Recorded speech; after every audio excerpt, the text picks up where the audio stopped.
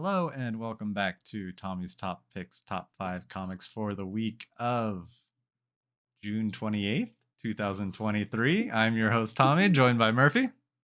Hello. We're back with this week's top 5 comics. They were next week's comics, but now they're this week's comics, and we have 5 of them picked out. How many do we have? 5 of them picked out to talk about. So, our number 5 this week, diving right in, is Thor, number 35. This run is coming to a unceremonious end without Donny Cates, and it's sad. Yeah, this one was called Blood of the Fathers. So the Midgard shattering finale. Dr. Doom makes his final stand to control all of humankind, past, present, and future. Thor must defeat him before the course of history and the future of the Ten Realms are irrevocably altered. But taming a force power enough to destroy free will itself might prove to be a greater challenge than Thor could have imagined.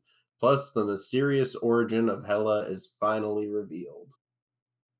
Yeah, so Cates was. I enjoyed this whole series, and then you can really tell that it changed, like when Donny Cates, left for whatever reason. Yeah, because his last issue was 31. Yeah. And you can tell, like, it's a definite shift, and now they're just, they're closing it off and starting over. So, and it might be an interesting place for it to start. Like, the stuff they've done right now is, new. Yeah. So I'd be interested to see where it goes from here. Absolutely. I mean, it's a fun character. Just kind of sad for Donny Cates to start a brand new arc on issue 31, and then that's it. Yeah.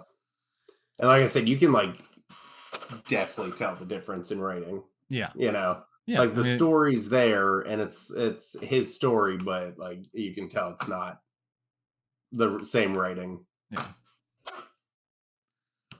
I misspoke. All right. His last issue alone was issue 28. Yeah. And Grauenbeck came on co-writing or writing and or co-writing on issues from 29 forward. Yeah. Until this one. Or there's some that she's written just herself. But maybe she's taking over. I haven't seen, but we'll see.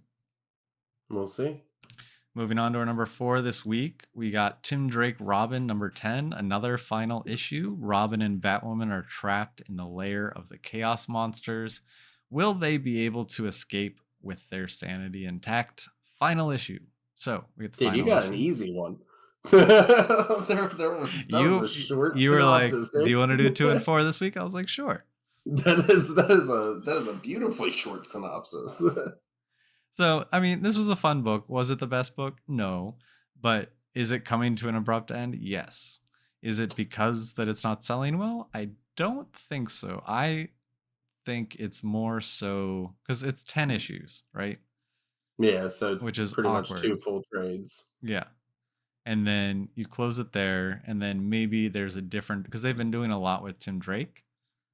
Maybe they have a new creative plan for him that would put him in a different alias, and then the Tim Drake Robin would, like, the book just doesn't make sense in the new DC universe with this other alias. Maybe. Yeah, and that would have implications on Batman too. Yeah, absolutely, because he is Zdarsky's Robin. Yeah, and maybe Zdarsky wants to do stuff with him that it wouldn't make sense with this book. It wouldn't make sense. Yeah, but it seems like this one came to a pretty sudden stop. Yeah. So that's always something interesting to keep an eye on. Moving on to our number 3 this week, we got X-Men Before the Fall, Heralds of Apocalypse. So the origin of Araco. In ancient days, Genesis turned back to the hordes of Amenth. In ancient days, Genesis forced annihilation into a parley. What words were spoken in her mind? Now finally Apocalypse will know, and the echoes of those words might destroy him, and Araco with him. So this, I mean, if you don't read X-Men stuff, it's not a point to jump on. I tried for a couple years. For a couple years, I was really in there and really enjoying it. And then it's too much. So this is seemingly the start of the end of that, because like Hickman built that universe Yeah. back in starting in like 2019, Yeah, House of and X, Powers of X. yeah. So now this is the first book of Before the Fall, which is setting up for Fall of X, which is basically Krakoa is going to fall apart and shift the status quo back to like mutants not being like a sovereign nation. So I think it might change. Like out of that comes like the uncanny Okay. Yeah. Avengers and Right. stuff like Right. that. So I think we're gonna get back to a point where it's a little bit more, manageable. Yeah, there's not 16 different ongoings and multiple one shots a month. So many. And yeah, so I think this is going to be the start of it, because Apocalypse leaving for Araco and everything he did was, I mean, the start. It was part of one of the first events. So now he's coming back at the end, seemingly. Guess so. I definitely am interested in this and where they'll go from there. Yeah. I mean, X-Men's one of those things where like I step away from a while for a while and then come back and just binge. So Yeah, I hadn't read X-Men in a long time actually before the Hickman stuff started. okay. Like that was when I got back into it. And I'm not as good at keeping up with all the stories as some people are, but like I've done a pretty decent job. Yeah. Yeah. I read a lot of X-Men before Hickman. I was reading between like 2010, 2014 kind of area. Yeah. That was fun. Bunch of weird stuff back Well, then. that was like Avengers versus X-Men time, right? Yeah. Yeah. Yeah. Oh yeah, that was the best. Yeah. That was fun. But moving on to our number 2 this week, we got Carnage Reigns, Omega, number 1. Cletus Cassidy finally gets what he's been after and unlocks new and terrifying possibilities with his Extremebiote armor and sets the stage for the next Venom epic. Miles Morales can call in all the backup he wants, but don't he and his superhero pals get it yet? Carnage rules. This has been a fun series actually. Like that was I was catching up on the last issue right before we sat down for this. Hmm. It's pretty wild. Like a Carnage and Cletus being separated is weird, because seemingly that Carnage book that started out, it was like, oh, Carnage without Cletus, Hmm. ended up leading into this, which is Cletus Cassidy in a different symbiote Right. that's mixed with Iron Man armor. But then also that same Carnage book is setting up the symbiote itself to like kill the Venom verse in August. So like this book is like somehow come out of nowhere. It's like huge. But There's always no, a Carnage, Carnage series going I on, mean, though. it's been nonstop. But Carnage Reigns is fun. Like it's pretty high action, you know. And I mean, having Miles Morales be part of it too is real fun. Um, so I like it. He did just get I was pretty excited because he got a new suit at the end of the last issue before this. I Hmm. won't say what it is, but it's pretty sweet. Word. There's probably there's a variant of it. Spoilers. Yep. Spoilers. Moving on to our number 1 this week. We got Dust number 1. So this is from Scout Comics.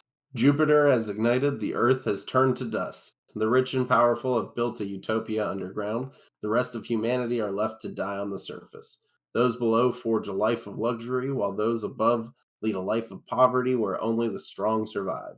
One of these few is a girl named Keely. Abandoned by her family and deported to the surface, Keely grew up tough, taking to a life of thievery to survive. At first glance, she might look like just another dust pirate, but what Keely doesn't know is that she's the hero of our story, and the secret she's about to uncover will change the world forever.